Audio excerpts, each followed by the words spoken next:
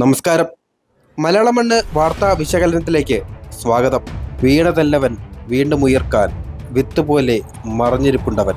TP വധക്കേസിൽ വിചാരണ കോടതി ശിക്ഷ റദ്ദാക്കി വെറുതെ വിടണമെന്ന പ്രതികളുടെ ഹർജി തള്ളിയതിന് പിന്നാലെ TP ചന്ദ്രശേഖരന്റെ ഭാര്യയും MLA-യുമായ KK രമ തന്റെ ഫേസ്ബുക്കിൽ പോസ്റ്റ് ചെയ്ത വരികളാണിത്.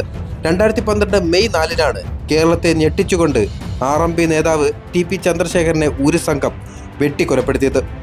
CPM ഏരിയ കമ്മിറ്റി അംഗമായിരുന്ന TP ചന്ദ്രശേഖരൻ പാർട്ടിയിലെ പ്രത്യയശാസ്ത്ര വ്യതിചലനങ്ങൾ ചൂണ്ടിക്കാണിച്ചാണ് 2009 ഒഞ്ചിയത്ത് റവല്യൂഷണറി മാർക്സിസ്റ്റ് പാർട്ടി എന്ന രാഷ്ട്രീയ പാർട്ടിക്ക് രൂപം നൽകുന്നത്.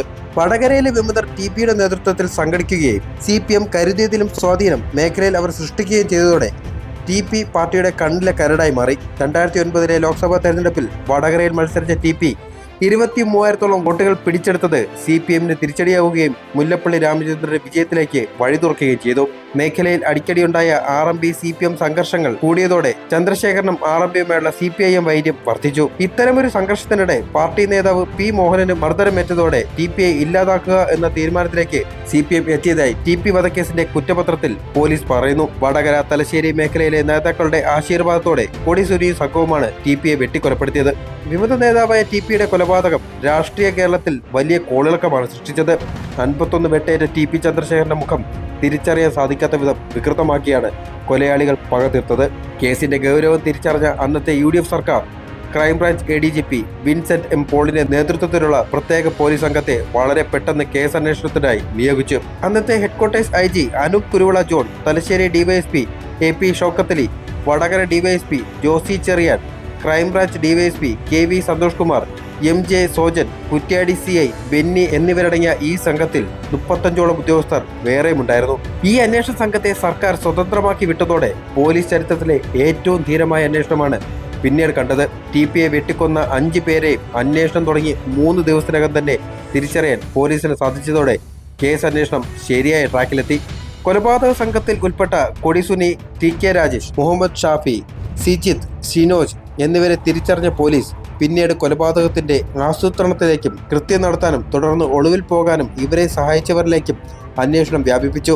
CPM-മായി നേരിട്ട് ഏറ്റുമുട്ടിയ ചന്ദ്രശേഖരന്റെ കൊലപാതകത്തിൽ ആദ്യം തൊട്ടേ സംശയത്തിന്റെ നിഴലിലായിരുന്നു പാർട്ടിയെങ്കിലും TP കേസ് അന്വേഷിക്കാൻ നിയോഗിക്കപ്പെട്ട പ്രത്യേക പോലീസ് സംഘം നേതാക്കളെയും പ്രവർത്തകരെയും ഓരോരുത്തരെ അറസ്റ്റ് ചെയ്യാൻ ആരംഭിച്ചതോടെയാണ് CPM ശരിക്കും പ്രതിസന്ധിയിലായത്. കോഴിക്കോട്ടെയും കണ്ണൂരിലെ പ്രമുഖ നേതാക്കളെ ഈ കേസുമായി ബന്ധപ്പെട്ട് പോലീസ് അറസ്റ്റ് ചെയ്തു. ഇവരിൽ P Mohanan, CH Ashokan, KK Krishnan, KC Ramachandran, Padayamkandi Raveendran, PK കുഞ്ഞനത്ത് തുടങ്ങിയവർ ഉൾപ്പെടും. ഒഞ്ചിയം, പാനൂർ, തലശ്ശേരി, കൂത്തുപറമ്പ് ഏരിയ കമ്മിറ്റികൾക്ക് കൊലപാതകത്തിലുണ്ടായിരുന്ന പങ്കും അന്വേഷണ സംഘം തെളിവ് സഹിതം വെളിച്ചത്ത് കൊണ്ടുവന്നു. താഴെത്തട്ടിൽ പ്രതികളെ സഹായിച്ചിരുന്നവരെ പിടികൂടി തുടങ്ങിയ അന്വേഷണം ലോക്കൽ കമ്മിറ്റിയും ഏരിയ കമ്മിറ്റിയും ജില്ലാ കമ്മിറ്റിയും കഴിഞ്ഞ് സംസ്ഥാന കമ്മിറ്റി നേതാക്കളിലേക്ക് എത്തിയപ്പോൾ അന്വേഷണ സംഘത്തിനെതിരെ പാർട്ടി നേരിട്ട് തെരുവിലിറങ്ങി. കണ്ണൂരിൽ നിന്നുള്ള MLA-മാർ ജയിലിലെത്തി നേതാക്കളെ കണ്ടു. അന്വേഷണ ഉദ്യോഗസ്ഥനായ AP ഷൗക്കത്തിലടക്കമുള്ളവർക്ക് നേരെ കടുത്ത ആരോപണങ്ങളാണ് EP ജയരാജൻ അന്ന് ഉന്നയിച്ചത്. TP കേസിലെ കാടിളക്കിയുള്ള അന്വേഷണത്തിലൂടെ ഷുക്കൂർ വധക്കേസ്, ഫൈസൽ വധക്കേസ്, KT ജയകൃഷ്ണൻ മാസ്റ്റർ വധക്കേസ് തുടങ്ങിയ കേസുകൾക്ക് തുമ്പുണ്ടാക്കിയ അന്വേഷണ സംഘം അതിസാഹസികമായാണ് പല പ്രതികളെയും അറസ്റ്റ് ചെയ്തത്. കണ്ണൂരിലെ പാർട്ടി ഗ്രാമമായ മുട്ടക്കോഴിമടയിൽ നിന്നും അർദ്ധരാത്രി കൊടിസുനിയെയും സംഘത്തെയും പൊക്കിയ ഷൗക്കത്തലിയുടെ നേതൃത്വത്തിലുള്ള പോലീസ് മഹാരാഷ്ട്ര ഗോവ അതിർത്തിയിലെ ഒരു ഗ്രാമത്തിൽ നിന്നാണ് TK രജീഷ് എന്ന കൊടും ക്രിമിനലിനെ അറസ്റ്റ് ചെയ്തത്. കണ്ണൂർ മേഖലയിലെ അനവധി രാഷ്ട്രീയ കൊലപാതകങ്ങളിൽ പങ്കാളികളായ TK രാജേഷിനെ ആദ്യമായി കണ്ടെത്തുന്നത് TP വധക്കേസ് അന്വേഷണ സംഘമാണ്. CPM ഒരുക്കിയ കടുത്ത പ്രതിരോധത്തെ മറികടന്നായിരുന്നു പോലീസ് അന്വേഷണം മുന്നോട്ട് നീങ്ങിയത്. പാർട്ടിയുടെ ശക്തി കേന്ദ്രമായ കണ്ണൂരിലെ പാർട്ടി ഗ്രാമങ്ങളിലും ഒളിത്താവളങ്ങളിലും പ്രതികൾക്കായി പോലീസ് കയറി ചെന്നു. പ്രതികൾക്ക് ഒളിത്താവളങ്ങൾ ഒരുക്കിയ ഓരോരുത്തരെയായി പോലീസ് പിടികൂടി. ഒരു രീതിയിലും ഒളിവിൽ കഴിയാൻ സാധിക്കാതെ വന്നതോടെയാണ് കുഞ്ഞനത്തനടക്കമുള്ളവർ പോലീസിന് മുന്നിൽ കീഴടങ്ങിയത്. എന്തായാലും ജീവിച്ചിരുന്ന TPയേക്കാൾ വലിയ വെല്ലുവിളിയാണ് മരിച്ച TP CPM-ന് സമ്മാനിച്ചത്. വൻ ജനരോക്ഷമാണ് ഈ കാലയളവിൽ ജനങ്ങളിൽ നിന്ന് പാർട്ടിക്ക് നേരിടേണ്ടി വന്നത്. ഇത്രയും നിഷ്ഠൂരമായി കൊന്നതെങ്ങനെയെന്ന ചോദ്യം അണികളിൽ നിന്ന് തന്നെ ഉയർന്നു. എന്നാൽ ആദ്യഘട്ടത്തിൽ പ്രതിരോധത്തിന് ശേഷം TP കേസിനെ നേരിടാനായിരുന്നു CPM-ന് തീരുമാനം. കുലംകുത്തിയെന്നും കുലംകുത്തിയാണെന്ന പ്രസ്താവനയിലൂടെ പാർട്ടി സംസ്ഥാന സെക്രട്ടറിയായിരുന്ന പിണറായി വിജയൻ തന്നെ പ്രവർത്തകർക്ക് മാതൃക കാട്ടി.